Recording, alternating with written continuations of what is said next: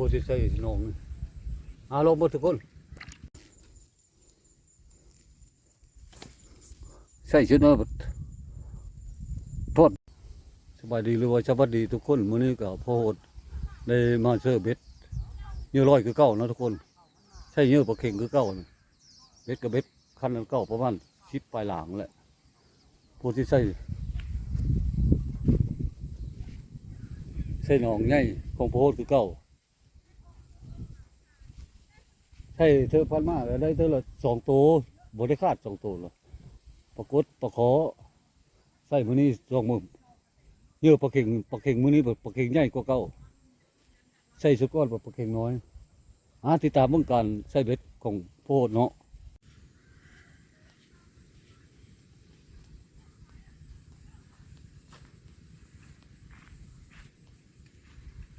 ทุกคนนี่ปลาเข่งนะปลาเข่งใหญ่เลยตัวนี้ปลาเข่งมันก็จะตาย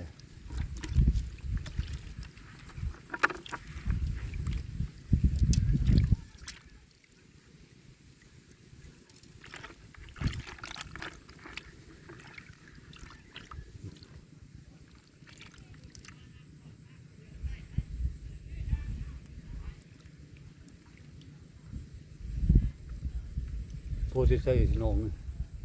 ลงหมดทุกคน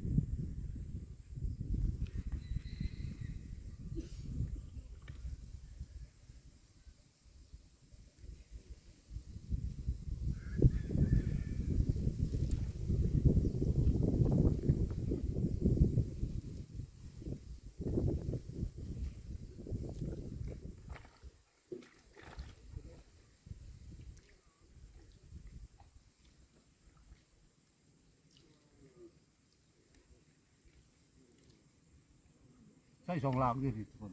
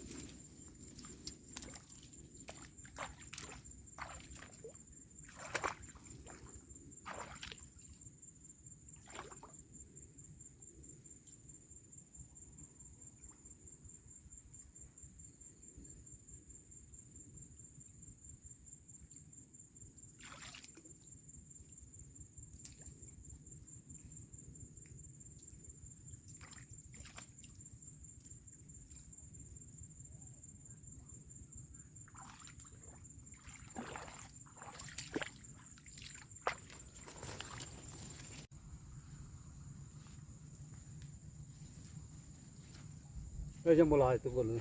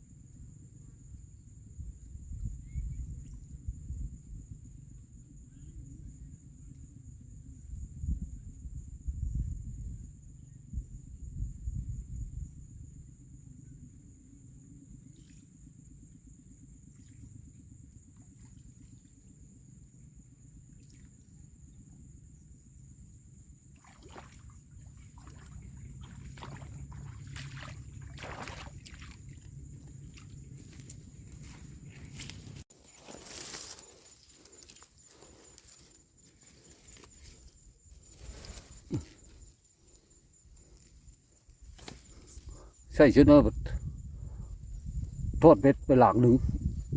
เอ็มขอใหญ่เลยวันนี้เชฟแน่ๆ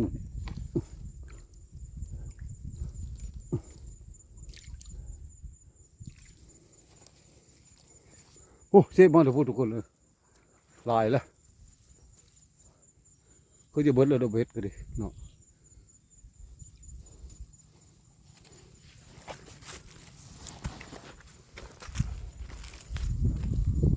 ยังบ่ลายตัวตายก็มี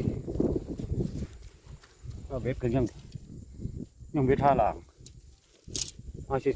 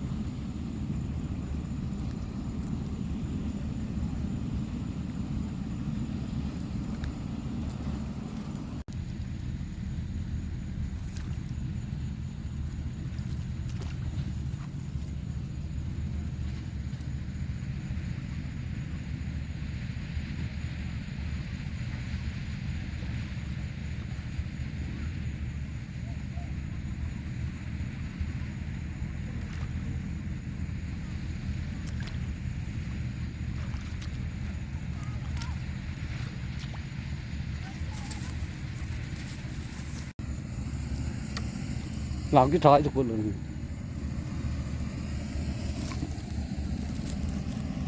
จะเบิ่งมันระทึกบ่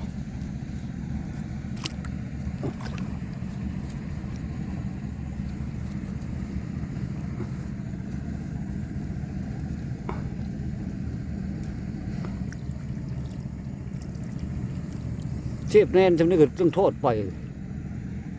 มันมีแม่นเลยกูโดเชื่อเยอะร้อยทุกคนเยอะเอาเยอะปลาเค็งใส่ชุดตัวนี้เบ็ดนะเนาะโอ้หมดปุ๊หมดปุ๊ปลายพวกบนไม้ขาวๆไปเลยส้มเบิ่งมันละได้สักตัว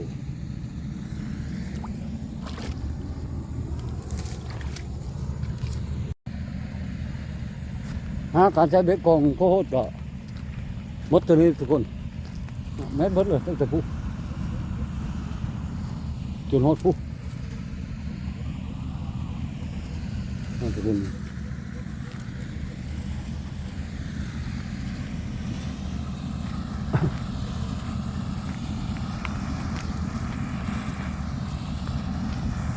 ลูกเตาปั่นเข้ากองสุดท้ายแล้ววันนี้แหละทุกคนเลย